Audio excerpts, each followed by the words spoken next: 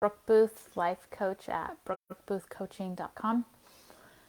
Let's talk about an important topic today. I call partnership, and I'm going to talk about it in the context of partnership versus petitioner.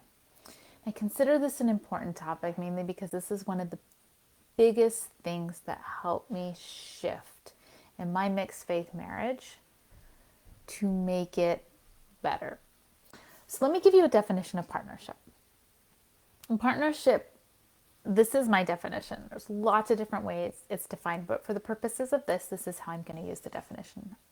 Showing up, taking responsibility for your own thoughts, feelings, and actions, and not taking responsibility for the thoughts, feelings, and actions of your spouse. Being clear and direct with your spouse regarding your preferences, wants, and needs, while also listening to their preferences, wants, and needs, and having a foundation in equality. I know it's a mouthful, but I didn't want to leave any of it out. So let's discuss it in more detail and how it can actually look in a marriage, what it is and what it is not. A funny shadow. Let me turn my light off. So it can be helpful, like I said earlier, to compare the partnership model to what I call the petitioner model. I think it can help explain and clarify what the partnership model is. So I see people show up a lot in petitioner model, and I know it's how I showed up in my marriage for many, many, many years. Petitioner model is where one person is the petitioner. One person is asking and one person is the decider. One person gives counsel and advice, one receives it and makes the decision. I know on the outside it looks like a joint venture. They are working together to meet a goal. This is true, but it's not a partnership because it fundamentally lacks equality.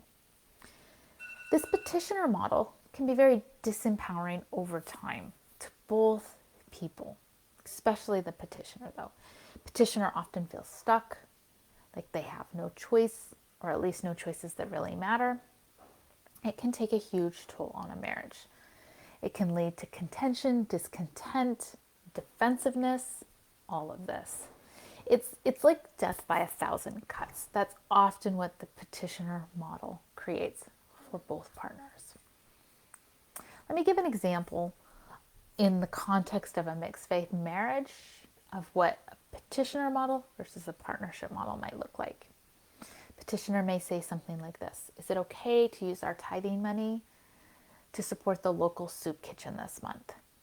Like, it's a lovely thing, but do you notice how it's somebody's asking and somebody's going to grant the request? That's the petitioner model. A partnership may show up this way. A partner in a partnership may show up this way. I propose we reevaluate how we use our tithing money. My preference is that we donate it to the local soup kitchen this month. There's a difference there. Now, you don't have to use these exact same words. I'm not saying this is the perfect way to say it. What I want you to listen for as I go through these examples is like the underlying feeling of what these two approaches create. Petitioner may say, is it okay if I drink coffee? A partner may say, I'm going to start drinking coffee, but I understand if having it in the house makes you uncomfortable. Can we talk about solutions here that work for the both of us? Here's another example. Petitioner may say, can we visit my parents this Sunday afternoon? Partner, I'm planning on visiting my parents on Sunday afternoon. Are you interested in joining? Petitioner, what can I do to help the kids get the... Let me start that one over. What can I do to help get the kids ready? Partner, I'll iron the clothes and make breakfast on Sunday morning to help get the kids ready. Here's another example. I'll give you one more. Petitioner, can you watch the kids while I go to this activity? And a partner would approach this differently. A partner would say, I'm going to this activity. Can we talk about childcare for a minute? You notice the difference here. Moving to a partner model, for many people who have been in a petitioner model for years, they don't like it. Like, it can feel awkward. It may feel mean or abrasive. It may feel bold. Almost always it feels uncomfortable. But hear me on this. That does not mean it isn't helpful. Partnership is one of those things that in the short term can be challenging, but in the long term is better for relationships. Change, whether good or bad, is challenging. And I would say moving into a partnership from a petitioner model, clearly change, and it's also more work. A petitioner model in many ways is easier than a partnership model. And these are the reasons why. For me, a partnership model takes more work. And it takes more work for a number of reasons. It takes more communication, more clear, direct, and consistent communication. It takes more listening. It takes being willing to be a little or a lot uncomfortable, usually a lot. It takes making decisions together and then revisiting them as things change. It takes more of you as a partner, more of you as an individual to act as a partner. It takes more love, more compassion, more patience, more gentleness, more understanding. So here's a quick example. We're remodeling like everything, but specifically the kitchen is the current project. And it's taking a while because we're approaching it as partners. So that means sometimes it takes a little bit longer to make the decisions. If I was doing this unilaterally, that kitchen would be done. it would be complete. I would have just made the decisions, done. But that's not how we wanted to do it. We didn't want a unilateral approach. We didn't want the petitioner approach. We want a partnership approach. So it takes longer. It is more work. It goes a little bit slower, and that's okay. That's okay.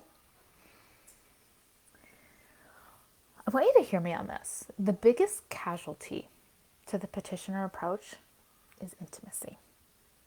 It's hard to be open and vulnerable with somebody who's not your equal. It's risky. When I say intimacy, I'm not just talking about sex. I'm talking about connection, like real, true connection. So ask yourself, like, how are you already acting?